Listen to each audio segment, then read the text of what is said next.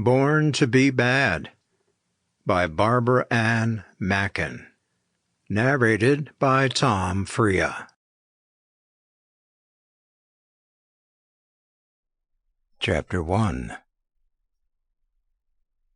Amber surveyed the small room that had been her home since she had been moved from the secure prison. She had been allowed to decorate it to her taste, and she had chosen the same decor as her childhood home, soft creams with a touch of color in her bedding. The authorities had decided that she had been a model inmate, and they had not been able to prove that she had a mental problem or that the reason for her behavior had stemmed from a split personality.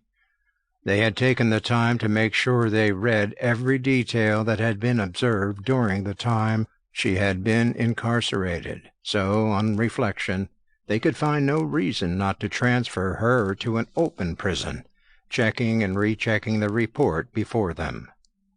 Looking over the reports, they decided she had changed her behavior. Over the last 14 years it had been exemplary, and there had been no incidents of violence or wrongdoing. After reading the reports and comments, the board decided Amber was ready for the next stage of introducing her back into society. Her rehabilitation would commence with a new name and address. Amber had spent 10 years in prison before she had been transferred to an open prison. It had been 14 years and 6 months in a couple of weeks, and over that time she had been a model prisoner, always helpful and obedient. She remembered the day only too well. It had been the day she had returned home to her mother's. Amber had found the police awaiting her return. Henry Denton and Carol had been inside with the social worker, and there had been cars outside with police officers on standby.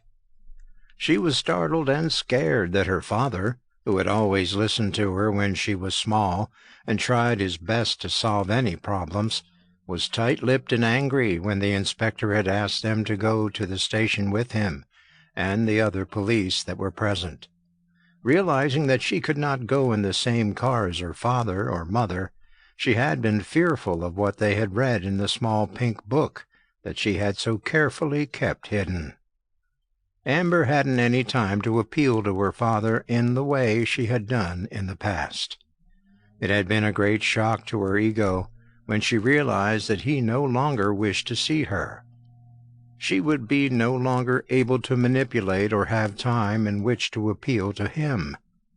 She was his daughter, and he appeared not to care any more. How could he ignore her when she needed him? Her stomach had twisted and turned in anger. It had been her mother's fault that she had been taken from her home to live with people that she didn't like, and she wouldn't forget that in a hurry. She had a long memory. Just after she was sentenced, Amber had turned 18, so it had been her choice not to see her mother and Gran. Taking in the small room that had been hers since she left the secure prison, Amber had been allowed to make the room pleasant by choosing pretty bedding. She had chosen a blue and yellow patchwork quilt and a small blue cottage chair in front of a set of cream drawers holding a small television. There was also a single cream wardrobe holding the few clothes that she possessed. Amber had been allowed to go out with a warder from the prison to buy 2 outfits for when she was to be released. Her mother had cared for her even though she thought otherwise. It was her mother who had appreciated and taught Amber to like and enjoy the good things in life. She always had made the best of herself and liked a tidy environment. The small amount of pocket money she had received for working in the library had mounted up, and it had allowed her to make the changes to her room, plus her mother and Gran had sent a little cash in each letter. Amber no longer received letters. However, her mother and Gran had still sent money each month to assist her when she was released. Amber had been advised that she was to attend a meeting today in the afternoon, and that she would be given the terms and date of her release. In the corner of her room she had a small desk and a hard-back chair which Amber had been using to complete her studies. Looking Sample complete. Ready to continue?